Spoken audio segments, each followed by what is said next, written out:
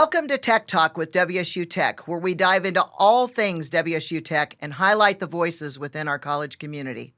I'm Dr. Sheree Utash, and today we have the honor of chatting with Kirk Peterson. Kirk, thanks for being here.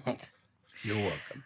I always like to start this off by having you introduce yourself, tell a little tiny bit about your role, and how do you serve the mission of the college? My name is Kirk Peterson. I'm Executive Director of Operations, Facilities, and Security. I know that's a mouthful. My goal in life at the college is to make sure that I offer up the best possible learning experience for the students. I want them to be proud of the fact that they are proud to come to school. Mm-hmm. I go back far enough in this deal, back to 2004 when we broke away, that that wasn't the case. Mm-hmm. We didn't have the beautiful campuses that we have now, and it was a difficult time to try and get kids to come to school because it was just not. So 2004 was a long time ago when we broke away from the school district, and you and a very handful of others have experienced that entire time. How is it different today than it was back then? How's the college different? How's WSU Tech different? Different. Let's see. Let's talk about how they're the same first. Okay. The same is the people, the staff and the faculty of 21 years ago were just, they were just as passionate as what we have for staff and faculty today. Beautiful people. But the progressiveness of adding an NCAT to the scenario has changed the world. Obviously, we didn't have any of that kind of draw back in the day. So that is the biggest change. That, and I think a huge milestone was our HLC accreditation. So we're getting ready to celebrate our 60th anniversary. And when you think about, I'm with you, the building of the National Center for Aviation Training was a total game changer. And you and I talk about this a lot. When we built that building, we were not worthy. We were not worthy. No. I remember turning the dirt and thinking, we are not worthy to be on Webb Road, out alone be at a National Center for Aviation Training. Exactly. And there were a lot of people, obviously, that were instrumental in making that happen that aren't here today. I don't know if we can mention names, but Pete, sure. Let's face it, without Pete, Gustav, and KTTI and the kite process, we wouldn't have what we've got. That's right. Obviously. And bold vision by the county commission, bold vision by the aviation industries. Unbelievable. Yes. And when I think about the timeline of over 15 years ago, just when we started building the building. And then the design process prior to that, we're talking 17 probably years ago when I was meeting with all of the department heads and what does this thing look like, and trying to match Pete's vision with what does this thing look like, and what we ended up with was a pretty darn nice building that has been very useful. It fits almost all of the needs. When Pete says, hey, I need a non-destructive testing lab. Oh, okay. Well, what does that look like? So here we go. We're going off to Cessna at the time, and avionics lab, same thing. Just everything there was very little set in stone on exactly what this thing was supposed to look like. So when we talk about that, let's talk about, we're just finishing the 15th year at NCAT. Let's talk about how the facilities at the college have changed since that point in time. We opened NCAT, then next. Well, I was afraid you were going to ask me about the chronological piece of all of that because I don't have that. It's a blur. It's literally a blur.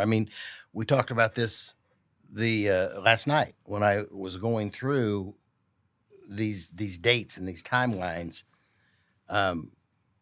How quickly we forget. First of all, COVID. We both missed that mark. COVID happened before the Great Flood at Old Town. Right. And that was like, no, that's impossible. But is true. And that flood took place 3 years ago. Just 3 years ago. Just 3 years ago. And when you think about what's happened since then, we had to fix Old Town. That was one thing. We even started classes in Old Town. Then we started the design of the move out of Old Town into the South Campus, and the move out of Surge Tech. Big, that was a big deal. And then we had Niche, which was a huge project, and then we had the remodel down at City Center, C Building. And those are just the big projects. That doesn't account for all the little things that I can't even think about right now. And then we had the move from South Side to South. Remember? Oh, yeah. That was prior to COVID. Yeah, But I mean, all that's happened that was in the huge. last 10 to 15 years. Yeah. That's a huge change. But we are modernizing for the future and making sure that we have those learning environments where students can learn effectively and be proud of this of the place that they're in and the environment, the classroom, the lab environments where they can be successful. Exactly. I mean, because early days that modernization was dependent on me. I had to tell senior leadership, this is what we have to have. They didn't ask the instructors. They weren't involved. Now it's much easier with now the instructors. They're the subject matter experts. They're the ones that say, Kirk, this is what we've got to have. Now they miss a few things along the way, like, hey, we got to hook that stuff up. That's going to be an extra $1 million. But for the most part, that's one of the big changes too. Is the faculty involvement in getting that these campuses up to the level that they are. So when you oversee construction, and like right now, you're overseeing the Tech remodel at the Tech Hack for the Future Ready Center, and also involved in the biomed, which is a humongous project. So when you oversee those kind of projects, what's the most challenging thing for you and your team?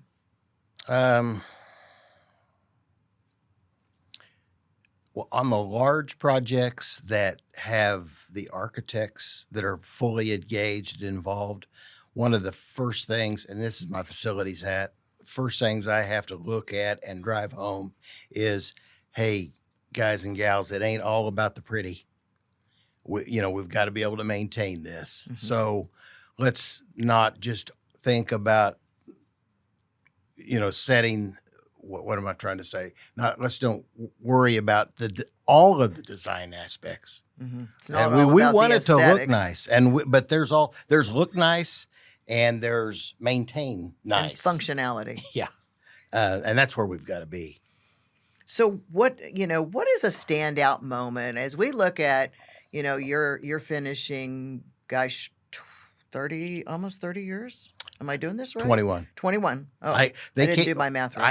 I hired on May 1st before the split, which was June 30th. Okay. So my role was to, well, first of all, I had already been a little bit involved because the then president, Camille, brought me on to just kind of look around and say, and what here's all of our assets that we think that we might end up with. What do you think? Well, and I had another job at the time, but I drove around and I looked at them and I'm thinking, oh, you've got a mess on your hands because everything's 100 years old. It's in horrible state of repair. What are we going to do? So they hired me on to decide what do we keep? What do we get rid of? And in turn, some of that spilled over in what programs do we keep? What programs are affordable to keep? What do we have to get rid of? I was not a popular person because there were a lot of programs going away. Well, that's where I found myself when I got here 16 years ago was getting rid of facilities, closing programs, because we had a massive number. I don't even remember. I want to say 12, maybe. Well, we had 12 we had campuses. 12 at one time. Yes. Yeah, and we have, I mean, that was way too many. And you could run bowling balls through most of them and not hit anybody. Now, I have a great story to tell about our central campus. Was our nursing. All of our nursing was at the central campus, 100-year-old building. One of the first Wichita high school down on Topeka, 3rd and Topeka, and it's just a maintenance nightmare. And that's where we had our board meetings in those days, because because that's where 259 had their board meetings. Sure. So it was all set up. Yep. So I mean, we had Jeff Turner was the president of the board at the time, and I gave them a tour. And did you ask me to do that? Were you around then? Mm-hmm. I gave the board a tour, and we're walking down the halls, and everything's outfitted well. I mean, it looks as good as it possibly can. But Jeff's looking in these windows of these doors, and it's empty. Yep. Every room after room, it's empty. And he said, "Where is everybody?" Well, I don't remember what my response was. I probably said, maybe I ought to take that up with somebody else, Jeff. I don't know, but that was the way it was. I'm just empty buildings everywhere. Totally unfair, probably, to ask you this, because it's like asking you which child that you like the best. But what's been your favorite project that we've done over the last 15 years, 17 years? Favorite? Well, I would have to say it'd have to be NCAT. Mm-hmm. It would have to be NCAT, because I was so heavily involved up front. I mean, it was myself and Tom Aldag in the original design processes, where we lived at the architects. We had all of the, again, subject matter experts that we could get from the schools and from NIAR in the meetings. What do you guys want? What does this look like when it's all done? And that was a year-long process before we even could start all of the architectural functions, the design, the true design. This is just theory that we were trying to develop. Now we got to put it on paper. And that took a year. And then the dirt started flying. So milestone moments from your career at WSU Tech. What's a couple of them? NCAT's one, certainly. Are there a couple of others that you would say those are just milestone moments for me? COVID. Yeah. That was tough. Yeah, it was tough for everybody. We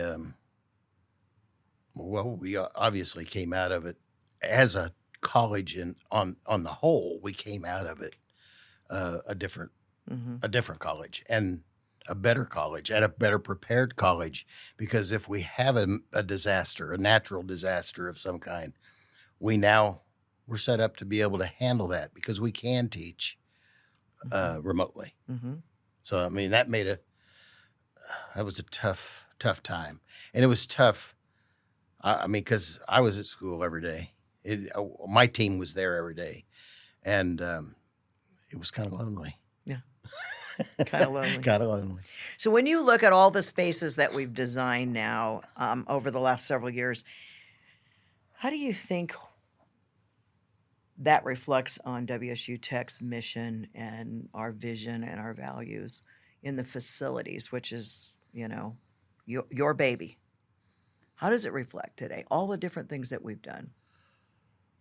Well, I think it kind of stems back to what I had said earlier. As we design a space, it's all about the student, and the faculty in there also, yes, but it's all about the student. It's all about making sure that it's safe, it's secure, It's inviting. It's pleasant. It's pleasant to look at, pleasant to sit in. The heating and air conditioning works, which is used to be an impossible task. But that's the main thing, is that they want to come to school. I want them to want to and be proud of being part of WSU Tech. And that culminates in our Super Bowl, which is going to happen in about a week when we all get to see everybody at graduation. So 60 years, you've been a major driving force for 21 of those 60 years.